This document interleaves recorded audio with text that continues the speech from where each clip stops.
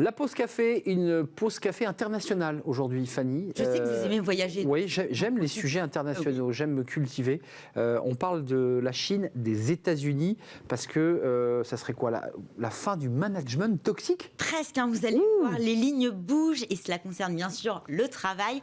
Un vent de révolte semble souffler sur l'autoritarisme, le management qui étouffe, qui épuise. Et on part tout de suite en Chine. En Chine, alors justement, le gouvernement chinois veut s'attaquer au management, alors c'est époustouflant, 996. Oui, ou 996. 996. Le management. C'est un code de service secret. 996, quasiment. Hein. C'est une méthode très largement en vogue, très, très utilisée en Chine, en particulier dans le secteur de la tech. Elle tire son nom des horaires de travail de 9h à 21h, 9-9. 6 jours par semaine, et on a le 6. En suivant ces horaires, on atteint assez facilement les 72 heures par semaine, bien loin des 35 heures à la française. Alors, c'est vrai que cela concerne dans les faits une foule de structures, au point de faire presque partie des mentalités.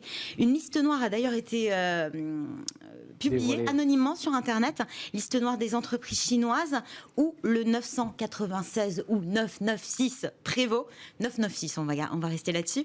Une liste devenue virale, 140 noms, 140 sociétés montrées du doigt, parmi lesquelles la plateforme de vente en ligne Pinduoduo, le géant des jeux de vidéo Tencent, ou encore ByteDance, qui est à l'origine de la populaire application TikTok. Des marques très connues, des très très grosses entreprises, des cadences infernales quand même qui interrogent, Fanny. Ah oui, imaginez de 9h à 21h, 6 jours par semaine. Alors ça semble plutôt surprenant que ça interroge dans un pays où globalement l'effort est culturellement encouragé, le repos vu comme un luxe.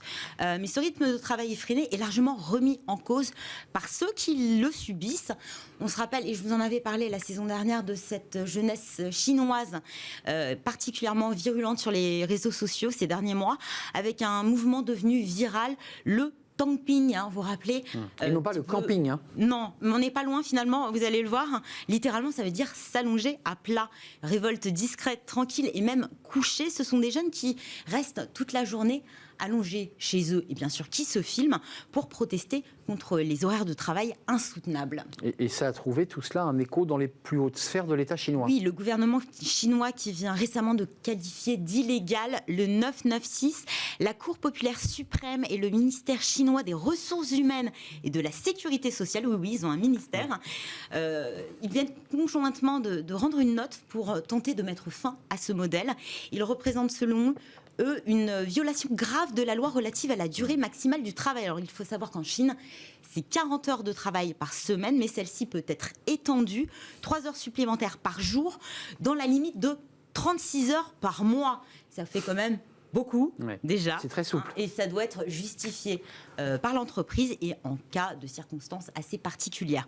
Bon, les deux organes gouvernementaux chinois appellent les entreprises à clarifier avec leurs employés leurs droits, mais dans les faits, il y a de nombreuses entreprises qui avaient pris les devants et qui ont décidé d'elles-mêmes de mettre fin à ce modèle du 996 et particulièrement en ce qui concerne le week-end. On a arrêté les heures supplémentaires le week-end. Effectivement, ça donne un peu le vertige comparé aux 35 heures ou à ceux qui revendiquent la semaine des 4 jours en Europe et en France. C'est une tendance qui émerge aux États-Unis, Fanny, justement à travers TikTok. Et oui, ça se passe sur TikTok, une tendance lancée par une jeune employée de Walmart sur le réseau social. Octobre 2020, la jeune femme qui est employée dans un magasin au Texas, elle s'empare des haut-parleurs du magasin et annonce qu'elle quitte son travail, proférant par la même occasion des insultes à l'encontre de son manager qu'elle juge toxique. L'annonce est bien sûr filmée, publiée sur TikTok où elle est vue plus de 35 millions de fois, largement relayée. Alors sa décision a encouragé bien sûr d'autres salariés à sauter le pas, c'est très étonnant, car depuis de nombreux TikTokers suivent le mouvement avec le hashtag #QuitMyJob et claquent la porte de leur entreprise en direct sur TikTok. Plus qu'un mouvement, en fait, il s'agit vraiment d'un phénomène. L'ensemble des vidéos publiées sous ce hashtag #QuitMyJob cumule près de 124 millions de vues. Ça attire les yeux, évidemment. Un phénomène quand même qui, par ailleurs, doucement, probablement, commence à émerger en France. Alors, plus doucement, et vous allez voir avec quelques différences. En France, les utilisateurs ne se filment pas forcément pendant leur démission. Plus prudent. Plutôt après, oui, visiblement, peut-être moins dans la dramaturgie et dans le scénario à l'américaine hollywoodien. En tout cas, ils se filment après pour partager leur expérience, prodiguer des conseils.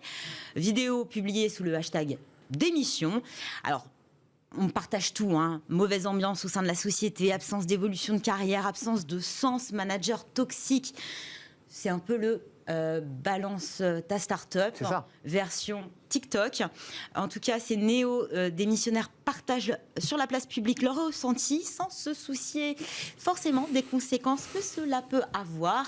Et il ne faut pas oublier que la publication sur les réseaux sociaux de telles vidéos peut s'avérer néfaste, notamment pour de futures candidatures, parce que les recruteurs, on le sait, investissent de plus en plus TikTok pour passer des annonces, recruter, mais regardent aussi les vidéos. Et que forcément, si un recruteur tombe sur votre vidéo, c'est pas bon. Voilà, où vous êtes en train de proférer des insultes à l'égard de votre ancien manager, logiquement, il ne va pas forcément avoir envie de vous recruter. Et ça, il faut bien y penser. Faites la forte tête, évidemment, ça peut être dur pour trouver un emploi dans la foulée. Merci Fanny de nous avoir fait partir aux États-Unis et en Chine avec ce fameux ministère en charge des ressources humaines. Et de la sécurité sociale. Et de la sécurité sociale, donc ça c'est effectivement une information. On les invitera peut-être dans l'émission en visio.